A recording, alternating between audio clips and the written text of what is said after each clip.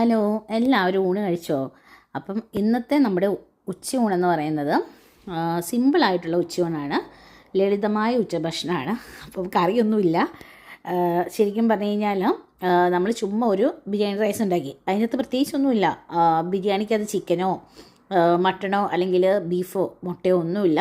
ചുമ്മാ പ്ലെയിനായിട്ട് റൈസ് ഉണ്ടാക്കിയിട്ട് അതിൻ്റെ കൂട്ടത്തിൽ നമ്മൾ തൈര് പോലും ഇല്ലാത്ത സബോള ഇട്ട് ചുമ്മാ ഒരു സലാഡ്, അതോടൊപ്പം തന്നെ നല്ല അടിപൊളി വെജിറ്റബിൾ അച്ചാറുണ്ട് കേട്ടോ. ഇതെനിക്ക് തോന്നുന്നു ഒരു പാകിസ്ഥാനി അച്ചാറാണെന്ന് തോന്നുന്നു, അങ്ങനത്തെ ഏതൊരു നോർത്ത് ഇന്ത്യൻ സ്റ്റൈലൊരു അച്ചാറാണേ. പക്ഷേ സംഭവം നല്ല കിടുവാണ്.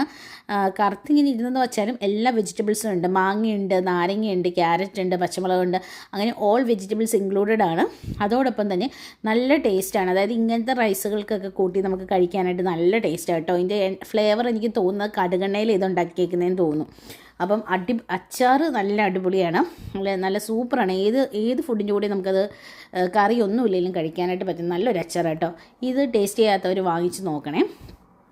അപ്പം ഇതാണ് നമ്മുടെ ഇന്നത്തെ സിമ്പിൾ ലളിതമായ നല്ല വിശക്കുമ്പോൾ നല്ല ടേസ്റ്റുമാണ് ഇത് ഇങ്ങനെ കൂട്ടി കഴിക്കാനായിട്ട് കേട്ടോ. അപ്പം ലാളിത്യം നിറഞ്ഞൊരു സിമ്പിളായിട്ടുള്ളൊരു നമ്മുടെ ഉച്ചയൂണാണ്. അപ്പോൾ എല്ലാവർക്കും നല്ലൊരു ദിവസം ആശംസിക്കുന്നു.